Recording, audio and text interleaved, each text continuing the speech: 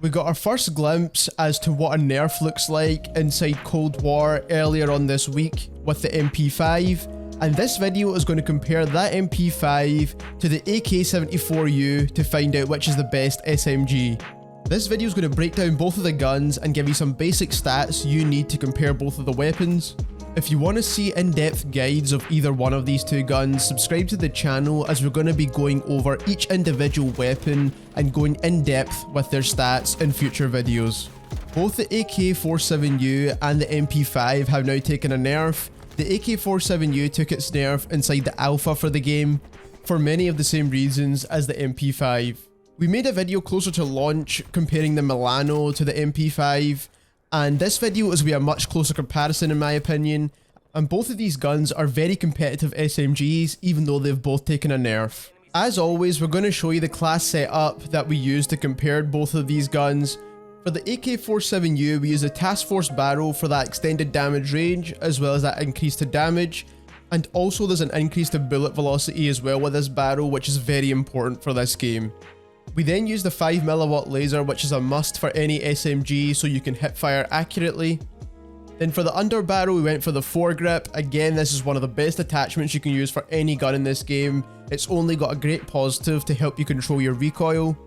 Now here you can use the 40 round mag option, or you can also use the taped mags, which is pretty much fast mags. Either one will do great. I usually change it depending on what game mode I'm playing.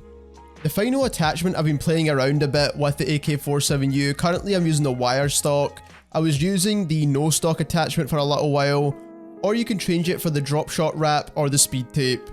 Next we have my new SMG build for the MP5. Now previously I didn't have a barrel attached to this, but then we use a task force barrel so you get that damage range back.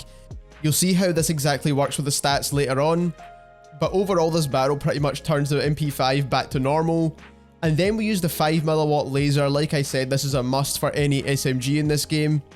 Having hipfire accuracy is very important in this game, especially since shotguns are a secondary now.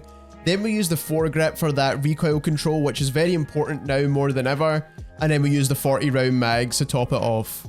Now with this build, you could use the field agent grip because the task force barrel actually adds quite a lot of recoil to the MP5, and you'll see that later on in this video. So you could switch out the foregrip to the field agent.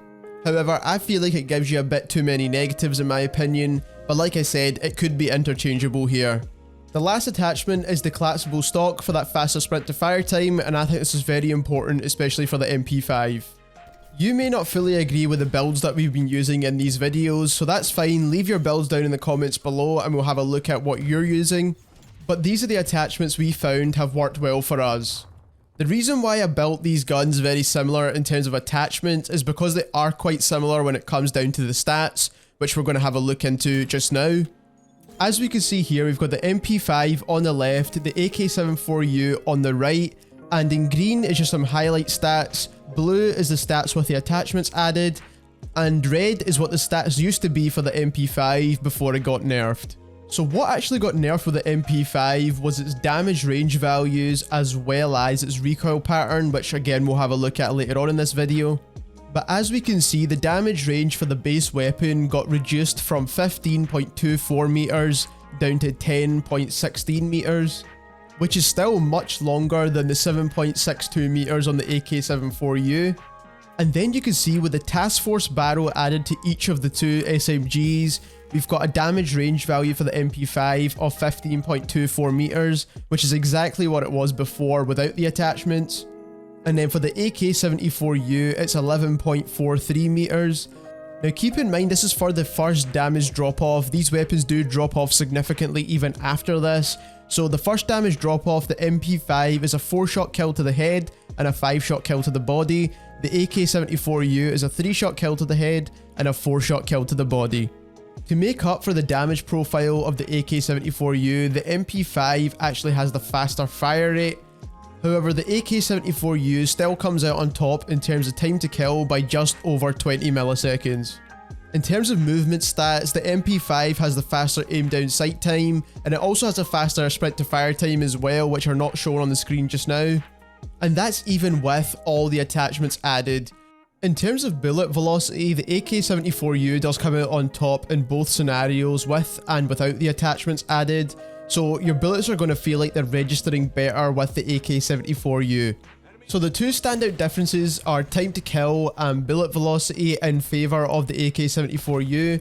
However, if you want a faster moving gun, then you go with the MP5, as mobility is definitely much quicker with the MP5 than it is with the AK74U. Even though the initial damage drop-off was nerfed for the MP5, it still has a slightly longer damage drop-off than the AK74U, and I still think both of these guns perform a little too well at range than they actually should.